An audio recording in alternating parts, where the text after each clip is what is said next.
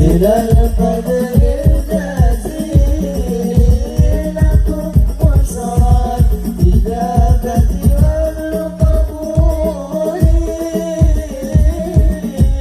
من المولى بواسطة الرسول دعاء الولاية فاستجابتم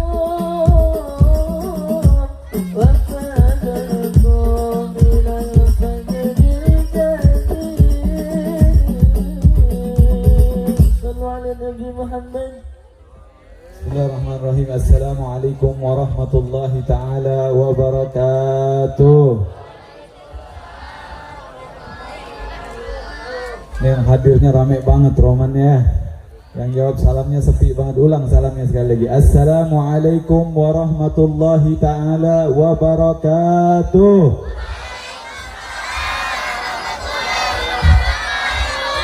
Masih kurang rame. Kasih mic tuh di situ tuh ya, biar rame.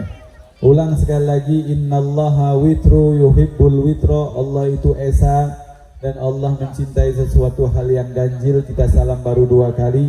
Salam sekali lagi. Semoga Allah subhanahu wa ta'ala jadikan kita yang duduk di sini, di tempat ini pada malam hari ini menjadi hamba-hamba yang mendapatkan cinta Allah subhanahu wa ta'ala. Amin ya rabbal. Assalamualaikum warahmatullahi ta'ala wabarakatuh.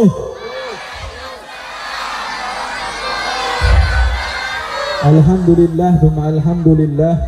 Wassalatu wassalam ala sidna Rasulillah Muhammad ibn Abdillah wa ala alihi wa sahbihi wa man walah. Wa la hawla wa la quwwata illa billah. Alhamdulillah. Alhamdulillahi khalaqal insan allamahul bayan.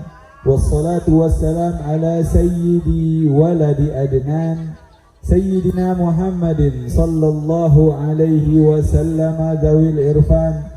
Allahumma fasalli wa sallim ala Sayyidina Muhammadin Habibur Rahman wa Sayyidul Akwan al-hadiru ma'a man salla alaih fi kulli zamanin wa makan wa ala alihi wa sahbihi wa barik wa sallam fi kulli an. Amma ba'du, faqad qala Allah ta'ala fil Qur'anil 'azim, a'udzu billahi minasy syaithanir rajim, yu'minuna billahi wal yawmil akhir wa ya'muruna bil ma'ruf wa yanhauna 'anil munkar wa yusari'una fil khairat. وقال النبي صلى الله عليه وآله وصحبه وسلم كل معروف صدقة صدق الله العظيم وصدق الرسول النبي الكريم وهو أصدق القائلين. أما بعد معاشر الحاضرين معاشر الحاضرات yang senantiasa di dalam rahmat Allah subhanahu wa ta'ala, yang kami muliakan segenap para kiai-kiai, para asatidz, para hujjaj, para donatur, para hadirin hadirat yang insya Allah senantiasa mendapatkan rahmat Allah subhanahu wa ta'ala. Amin ya rabbal. Juga yang kami sangat muliakan segenap para guru-guru kita bersama, para habaib, wabil khusus Amina Al-Habib Abu Bakar bin Ahmad Al-Kaf wa Amina Al-Habib Ahmad Razi bin Hamid bin Ahmad bin Hamid Al-Kaf, juga akhina al-kiram Habib Naufal wal Habib Muhammad Al-Hadi bin Alawi Al-Kaf. Kita doakan agar mereka senantiasa di dalam taat kepada Allah subhanahu wa ta'ala. Amin ya rabbal. Amin ya rabbal.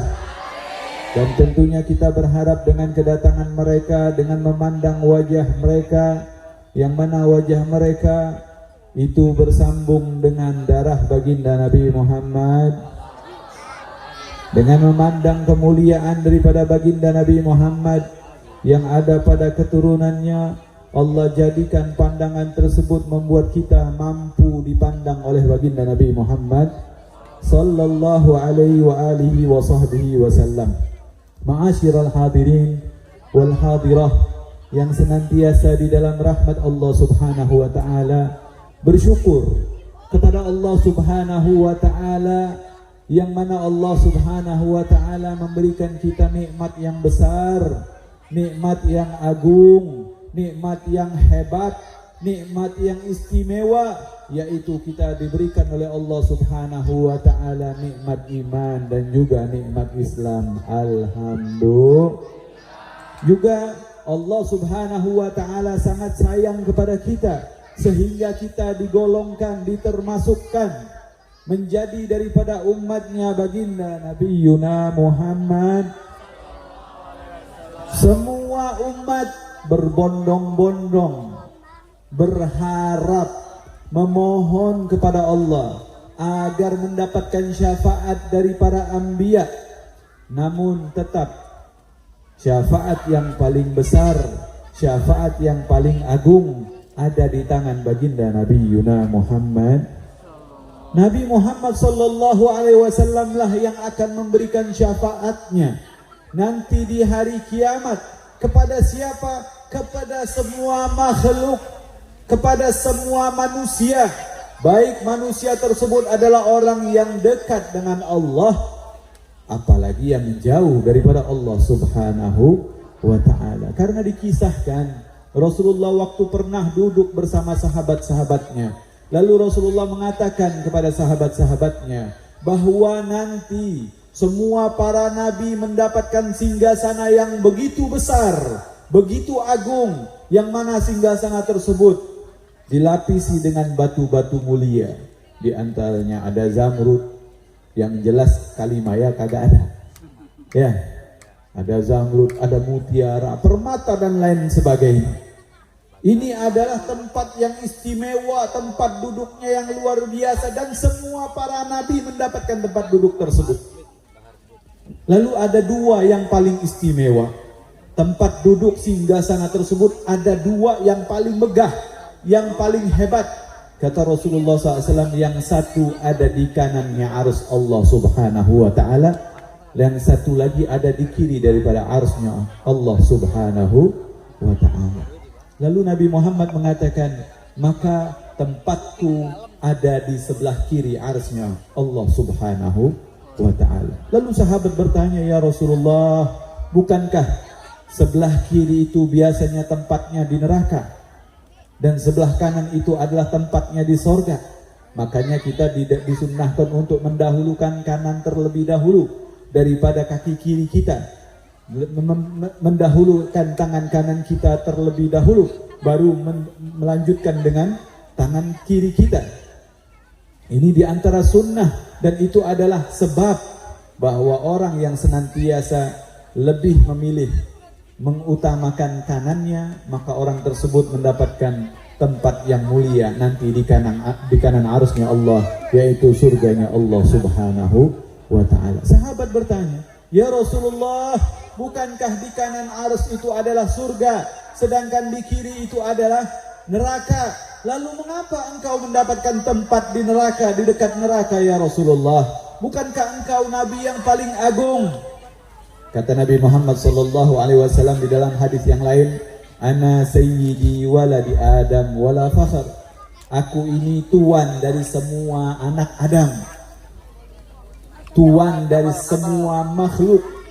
Nabi Muhammad sallallahu alaihi wasallam adalah manusia yang paling mulia, yang paling tinggi derajatnya.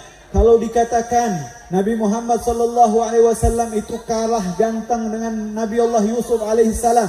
Kenapa? Karena Nabi Yusuf ketika dia melalui satu jalan, ketika ada perempuan-perempuan tersebut yang sedang memegang apel dan pisau, maka mereka tidak merasakan kesakitan ketika mereka memotong tangannya sampai terputus. Karena apa? Karena gantengnya Nabi Allah Yusuf alaihi salam. Akan tetapi kalau Nabi Muhammad yang lewat enggak begitu, maka itu salah di dalam mengartikan kegantengan baginda Nabi Muhammad sallallahu alaihi wasallam. Karena banyak sekali cerita-cerita yang mana Abu Jahal, tahu Abu Jahal? Abu Jahal tahu nggak? Bu, Abu Jahal tahu nggak? Tahu nggak? Tahu nggak Abu Jahal? Kenalan di mana? Ya, Abu Jahal ini adalah orang yang paling benci sama Nabi Muhammad sallallahu alaihi wasallam. Bahkan dia pernah melempari kotoran unta ke mukanya baginda Nabi Muhammad sallallahu alaihi wasallam. Ini Abu Jahal pernah ditanya sama temannya, kalau Nabi Muhammad lewat atau kalau Nabi Muhammad lagi ngomong, Abu Jahal pasti memalingkan mukanya, nggak mau melihat Nabi Muhammad sallallahu alaihi wasallam. Setiap saat nggak mau. Jadi ada Nabi Muhammad, dia palingkan mukanya. Ketika ada Nabi Muhammad lagi ngomong, dia kabur. Ini Abu Jahal. Lalu ditanya sama temannya, kenapa setiap Muhammad selalu mengatakan ini dan itu, atau dia lewat kamu selalu menghindar? Maka Abu Jahal mengatakan, kalau sekali saja saya memandang mukanya Muhammad, maka aku akan jatuh cinta kepadanya. Ini orang yang paling benci saja bisa jatuh cinta kepada Nabi Muhammad sallallahu alaihi wasallam. Suatu ketika pernah Nabi Muhammad sallallahu alaihi wasallam lagi jalan, lagi tawaf di dalam Ka'bah atau di sekelilingnya Ka'bah, lagi tawaf, tiba-tiba Rasulullah sallallahu alaihi wasallam merasakan ada orang yang mengikuti dari belakang. Lalu Rasulullah dan berhenti dan mengatakan, apakah kamu Qatadah? Lalu orang tersebut yang hendak membunuh Nabi Muhammad SAW terdiam, tapi dalam keadaan marah. Lalu ditanya sama Nabi Muhammad SAW, apa yang kamu lakukan di belakangku, hai Qatadah? Lalu dia mengatakan, enggak, saya cuma pengen tawaf aja. Padahal dia hendak ingin membunuh Nabi Muhammad SAW. Lalu Nabi Muhammad SAW langsung mendekati Qatadah tersebut. Ketika mendekati Qatadah, lalu Nabi Muhammad SAW memegang dada kirinya Qatadah. Apa yang terjadi? Maka dia merasakan ketenangan yang luar biasa. Dia merasakan kenikmatan yang sangat hebat. Dan dia mengatakan, sungguh tidak ada orang yang aku cintai melebihi Nabi Muhammad SAW. Maka kita ini beruntung banget jadi umatnya Nabi Muhammad SAW. Nabi Muhammad sengaja memohon kepada Allah, minta diberikan singgasana yang di kiri tersebut, dan di mana di situ jalan menuju neraka. Apa tujuan Nabi Muhammad untuk mendapatkan hal tersebut? Karena Nabi Muhammad tidak ingin ada umatnya yang masuk ke dalam neraka. Na'udzubillah, tsumma na'udzubillah min. Pengen masuk neraka, Bu? Pengen enggak? Pak, pengen masuk neraka? Pengennya kemana? Sorga apa neraka? Sorga apa neraka? Pertanyaannya, sudah pantaskah kita menjadi penghuni sorga? Ini ada satu makhluk yang rajin ibadahnya luar biasa, yang kalau dikatakan tidak ada sejengkal dunia ini, langit dan bumi tidak ada sejengkal kecuali tempat tersebut pernah menjadi tempat sujudnya makhluk ini. Siapa dia? Iblis. Iblis ini makhluk Allah yang paling rajin dan paling giat di dalam beribadah kepada Allah Subhanahu wa ta'ala. Tapi apa yang terjadi? Dia sudah menjadi penghuni surga dan dia tahu setiap tempat yang ada di dalam surga. Tapi gara-gara kesombongan sedikit, gak mau nurut sama Allah, diusir dari surga. Pertanyaannya, kita berapa kali nggak nurut sama Allah hari ini? Nggak nurut nih, iblis sekali doang diusir dari sorga, padahal dia pernah masuk ke dalam sorga. Kita pernah nggak lihat sorga? Pernah lihat sorga nggak? Kok tiba-tiba pengen masuk sorga? Ya, kita belum pernah masuk sorga. Setiap hari kita melanggar daripada perintah Allah Subhanahu wa ta'ala. Ujuk-ujuk kita pede masuk sorga. Pede banget ya. Maka dari itu kita beruntung. Kita pantas masuk sorga bukan karena ibadah kita, bukan karena hebatnya kita, bukan karena segala sesuatu yang kita miliki, akan tetapi sorga itu pantas untuk kita masuki karena baginda Nabi Muhammad. Karena baginda Nabi Yuna Muhammad. Makanya tadi Ustaz Raudi mengatakan di sela-sela maulid, ya, al-bakhilu man dzukirtu indahu falam yusalli alaih. Kata Rasulullah SAW, orang yang pelit itu adalah orang yang ketika di situ disebutkan nama Nabi Muhammad dan dia tidak bersolawat kepada baginda Nabi Muhammad.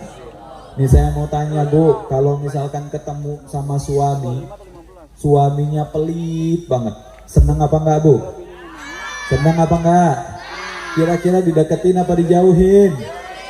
Nih sekarang bapak-bapak kalau ketemu perempuan yang pelitnya, naudzubillah min dzalik Pak, ya udah gajian diambil semua, mau beli rokok susah, mau beli jajan susah, mau kumpul sama teman susah. Ini curhat ya. Kira-kira yang kayak begitu enaknya diapain Pak? Hah? Dideketin apa dijauhin? Diomelin apa didiemin? Ini orang kalau pelit biasanya dijauhin, betul nggak? Sekarang pertanyaannya, kalau orang yang paling pelit enaknya diapain? Orang pelit biasa aja dijauhin, apalagi yang paling pelit. Ini kalau udah paling pelit berarti pelit bin medit bin apa lagi tuh? Oh banyak banget kikir, korek, apa lagi? Banyak itu. Orang yang paling pelit, kenapa? Orang yang paling pelit itu adalah orang yang tidak bersolawat ketika nama Nabi Muhammad disebutkan di situ. Maka jangan sampai kita dikategorikan orang yang pelit. Kalau Rasulullah sudah ngecap kita orang yang pelit, maka Rasulullah akan lari dari kita. Rasulullah akan kabur dari kita. Rasulullah nggak mau dekat sama kita. Kalau Rasulullah nggak mau dekat sama kita, siapa lagi yang akan membela kita nanti di hari kiamat? Ma'asyiral hadirin wal hadirah yang senantiasa di dalam rahmat Allah Subhanahu wa taala. Rasulullah sengaja memilih singgasana yang mana dekat dengan pintu neraka, agar ketika ada umatnya yang lewat salah jalan masuk ke dalam neraka, diselamatkan oleh baginda Nabi Muhammad, digiring oleh Nabi Muhammad untuk masuk ke dalam surganya baginda Nabi Muhammad. Maka dari itu ayo kita bersyukur, berterima kasih kepada baginda Nabi Muhammad SAW. Dengan cara apa? Dengan cara yang pertama, mengenang sosok mulia baginda Nabi Muhammad. Mengenang sosok mulia baginda Nabi Muhammad. Yang pertama, membaca sejarahnya. Alhamdulillah udah kita lakukan membaca sejarahnya, baik itu dalam kitab yang dibacakan tadi, kitab Muhammad Insanul Kamil yang dijelaskan oleh Habib Muhammad Al-Hadi, dan juga kita baca sejarah baginda Nabi Muhammad di dalam kitab Simtud Duror, walaupun kita kagak paham artinya apaan ya, walaupun kita baca aja merasakan kenikmatan yang luar biasa, padahal paham kagak. Ya Nabi salam alaika, paham nggak? Paham nggak? Hah? Kayak tadi apa? Asyraqal kaunu bitihaja. Paham nggak? Tapi enak apa enggak? Makanya ini sesuatu hal yang enak buat kita. Syafaat baginda Nabi Muhammad SAW itu tidak cuma di dalam nanti di akhirat, enggak. Syafaat Nabi Muhammad juga ada di dalam dunia kita, dan kita rasakan ketika kita membaca daripada sejarah baginda Nabi Muhammad, ketika kita bersolawat kepada baginda Nabi Muhammad, ketika kita membaca qasidah yang memuji baginda Nabi Muhammad Sallallahu Alaihi Wasallam, merasakan ketenangan di dalam hati kita. Hati kita merasakan nikmat yang luar biasa. Maka dari itu ayo sama-sama kita kenang baginda Nabi Muhammad melalui sejarahnya. Ayo kita ikuti Nabi Muhammad melalui sunnah-sunnahnya. Ayo kita senantiasa ingat kepada baginda Nabi Muhammad Sallallahu Alaihi Wasallam dengan memperbanyak mengenang, dengan bersolawat kepada baginda Nabi Muhammad, kepada baginda Nabi Muhammad. Maka saya teringat sebuah cerita ketika Sayyidah Aisyah, istri baginda Nabi Muhammad SAW, sedang ingin menjahit daripada baju yang kurang bagus atau bisa dibilang sobek malam hari. Ya, Rasulullah ketika menjahit, Sayyidah Aisyah ketika menjahit, tiba-tiba lampu yang ada di rumahnya, bukan kayak gini lampunya, bukan ya. Lampunya itu kayak apa namanya? Yang dari api itu, ya, pakai sumbu. Lampu-lampu zaman dulu, zaman bahla. Ya, lampu kayak begitu. Tiba-tiba lampunya mati dan jarum yang dipegang oleh Sayyidah Aisyah terjatuh.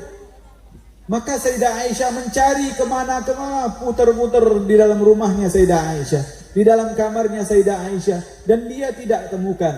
Tiba-tiba baginda Nabi Muhammad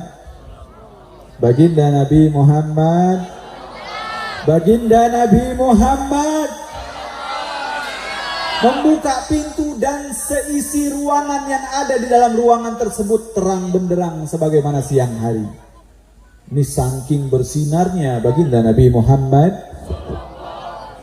Akhirnya Sayyidah Aisyah mengatakan, "Ya Rasulullah, alangkah indah mukamu dan alangkah terang cahaya yang ada pada wajahmu, sehingga saya bisa menemukan jarum yang kecil tadi yang jatuh." Ini luar biasa. Apa kata Rasulullah SAW? "Ya Aisyah, wailun liman lam yarani yaumal qiyamah." Kata Rasulullah SAW, "Wahai Aisyah, ketahuilah, sungguh celaka seseorang yang tidak memandang kepadaku nanti di hari kiamat." Ini semoga kita tidak termasuk daripada orang yang tidak mendapatkan pandangan kepada baginda Nabi Muhammad sallallahu alaihi wasallam. Maka Sayyidah Aisyah bertanya, "Ya Rasulullah, siapa yang enggak memandang engkau nanti di hari kiamat ya Rasulullah?" Maka Rasulullah katakan sekali lagi, "Al-wailu liman lam yusalli al-wailun wail liman lam yarani yaumal qiyamah." Sungguh celaka orang yang tidak memandangku nanti di hari kiamat. Bertanya kembali Sayyidah Aisyah, "Wa man dzalladzi lam yaraka ya Rasulullah?" Siapa yang enggak memandang kepadamu ya Rasulullah? Maka Rasulullah SAW menjawab daripada pertanyaan Sayyidah Aisyah. Di dalam jawaban Rasulullah sallallahu alaihi wasallam, "Man dzukirtu indahu falam yusalli alaihi." Ketika di situ disebutkan namaku, namun mereka tidak bersolawat kepadaku, merekalah termasuk orang-orang yang tidak bisa memandang Nabi Muhammad nanti di akhirat. Na'udzubillah min. Maka dari itu ketika kita duduk di dalam sebuah majlis, duduk di dalam sebuah majelis solawat, duduk di dalam sebuah majelis zikir, duduk di dalam sebuah kajian tentang baginda Nabi Muhammad, maka jangan hadir mata saja, hadir juga mulut kita, hadir juga pikiran kita, hadir juga hati kita, sehingga kita tidak fokus kemana-mana, sehingga kita mendapatkan ketenangan daripada Allah Subhanahu wa Ta'ala dengan kemuliaan baginda Nabi Muhammad. Dan kita mampu ketika mendengar nama Nabi Muhammad langsung bersolawat kepada baginda Nabi Muhammad, agar kita dijadikan orang-orang yang bisa memandang wajah mulia baginda Nabi Muhammad. Maka dari itu, ma'asyiral hadirin wal hadirat, ada majelis-majelis yang seperti ini, ayo kita kumpul bareng-bareng, datang. Jangan kita pikirkan, wah nanti nggak enak ketemu sama fulan, wah saya nggak dapat undangan. Ketika majelis tersebut mengajak kita untuk ingat kepada Allah, untuk ingat kepada baginda Nabi Muhammad SAW, cukuplah undangan tersebut adalah dari Allah dan dari Rasulnya. Dan itu akan menjadikan kita termasuk daripada orang-orang yang mendapatkan keberuntungan. Waman atani dakhalal jannah, kata Rasulullah. Siapa yang taat kepadaku, taat di sini bisa diartikan dengan kita datang ke majelis-majelis ilmu yang bisa menyampaikan kita, menyambungkan kita sampai kepada baginda Nabi Muhammad sallallahu alaihi wasallam. Kata Rasulullah, waman asani faqad aba. Siapa orang yang bermaksiat kepadaku, nggak nurut sama Nabi Muhammad SAW, nggak mau mengerjakan apa yang diperintahkan oleh Nabi Muhammad SAW, dan juga meninggalkan apa yang dilarang mengerjakan apa yang dilarang oleh Rasulullah SAW. Faqad aba, mereka lah yang nggak mau masuk surga. Dan semoga kita tidak termasuk daripada orang-orang yang nggak mau masuk ke dalam surganya Allah Subhanahu Wa Taala. Semoga Allah Subhanahu Wa Taala jadikan perkumpulan ini sebagai bukti bahwa kita memiliki kecintaan kepada Nabi Muhammad, memberikan bukti bahwa kita mencintai dan memiliki andil di dalam perayaan-perayaan yang seperti ini, mengingatkan kepada sesama kita untuk mengenang Nabi Muhammad sallallahu alaihi wasallam, mengingat kepada Allah Subhanahu wa taala. Tidak keluar kita daripada majlis ini kecuali semua hajat-hajat kita diijabah oleh Allah Subhanahu wa taala. Insyaallah apa yang saya sampaikan bermanfaat bagi saya pribadi dan umumnya untuk kita semua. Wal afu minkum. Wassalamualaikum warahmatullahi taala wabarakatuh.